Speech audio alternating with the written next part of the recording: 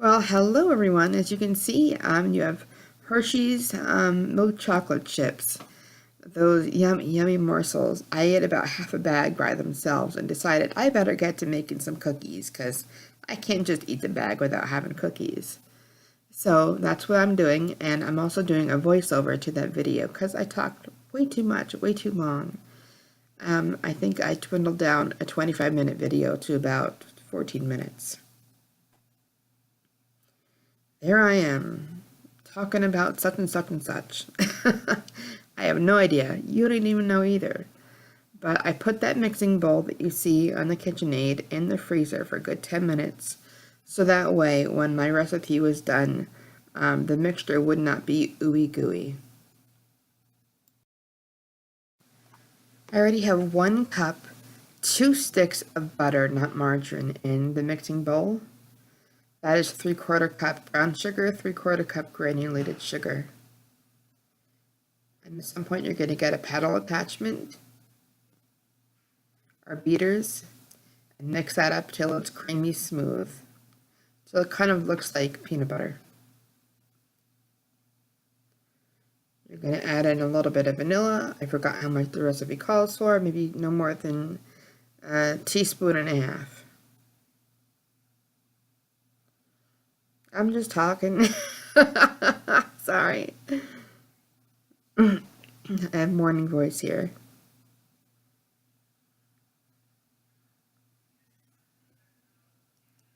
If you hear any outside noises, I apologize. I do live in a very noisy and busy apartment complex.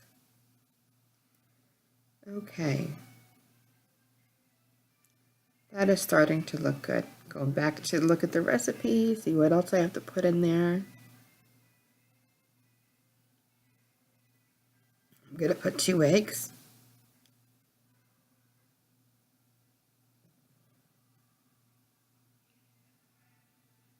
Slowly.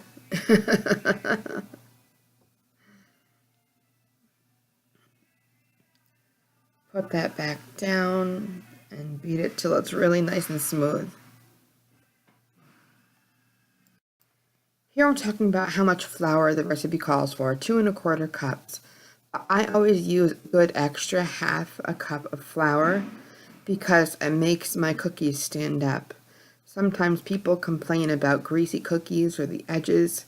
They kind of melt down and the edges are very crispy and they're very greasy. That's because you either use margarine, too much oil on your pan, or you don't have enough flour in there. So I always put a good about half a cup flour extra into the recipe to make my cookies stand up. So I learned that along the way of baking. And do not ever use olive oil for your pan because it'll burn up.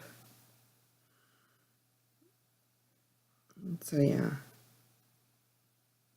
Still looking at the recipe. What do I do? Back and forth. Now it's best for you to alternate. Put in about a cup of flour, mix a little bit. Another cup of flour, mix a little bit. The last, well, I use half a cup at the end instead of just a quarter. But it's great to be precise and use a knife in your measurings. Excuse me. And use the back of the knife to level off your ingredients. And that just makes it so much easier. And then you're going to pack it down on the counter a couple times like that. Make sure that there's no holes in it. I am now throwing in 1 teaspoon of baking soda and a half a teaspoon of salt to incorporate that in with the cookies. Oh, they're so good. I can just eat the dough right out of the container.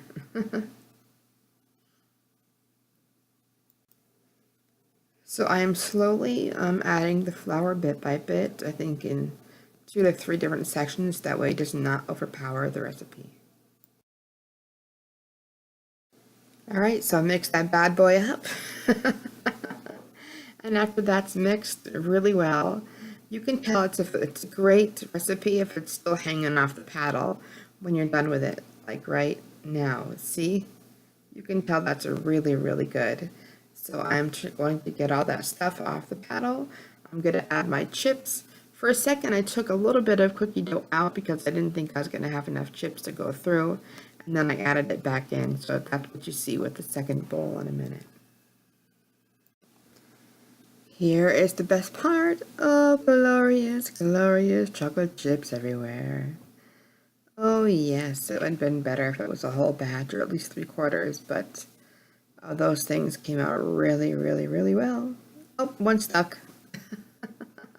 Gotta get that one, God forbid. I'm putting the paddle attachment back on, and with big full recipes like this in your KitchenAid, you want to hold it down, the top down, because it tends to buck like a horse. Especially when I'm making my homemade dough with some yeast. There we go, looking good. So I cleaned up a little bit. Here is my mixing bowl without the KitchenAid, and here is the cookie tray that I'm pointing out to you. I'm going to put those cookies on that tray at some point.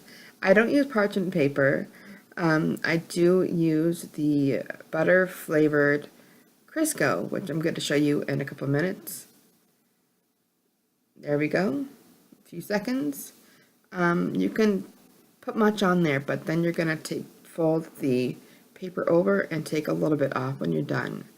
Like I said, too much butter, oil, margarine will make your cookies very flat and greasy and crispy instead of fluffy and gorgeous.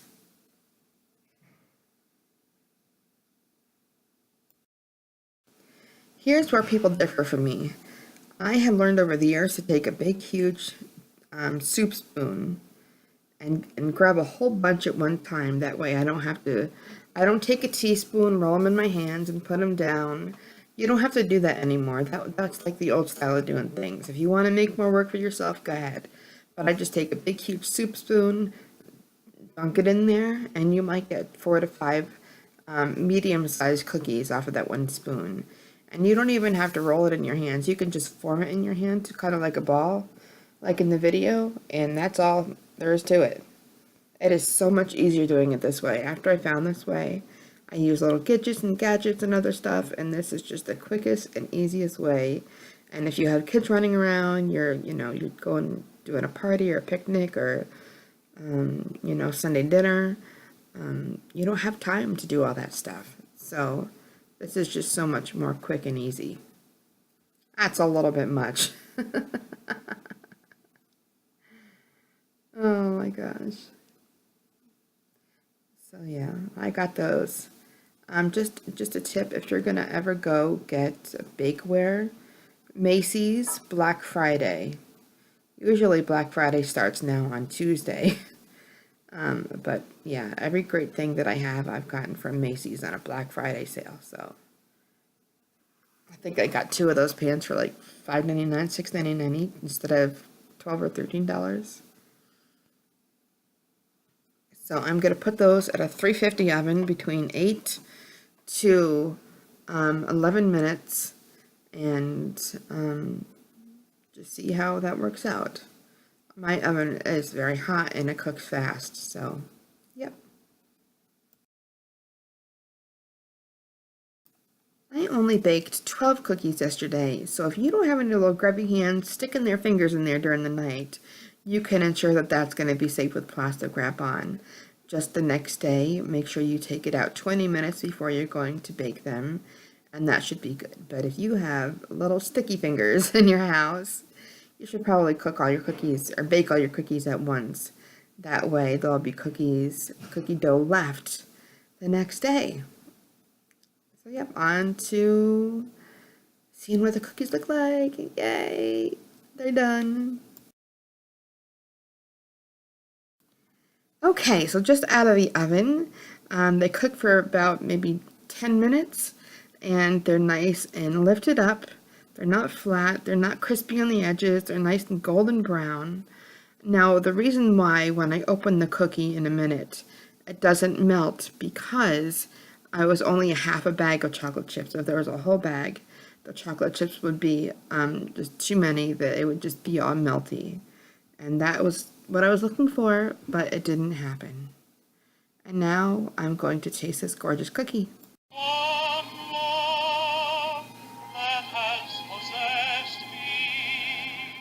Is this delicious cookie? I'm a good girl, I am. I only ate 2 cookies before dinner. I ate 4 later, and then some tomorrow, and the next day, and the next day after that. So, if you like this video with a voiceover instead of a regular baking video, let me know.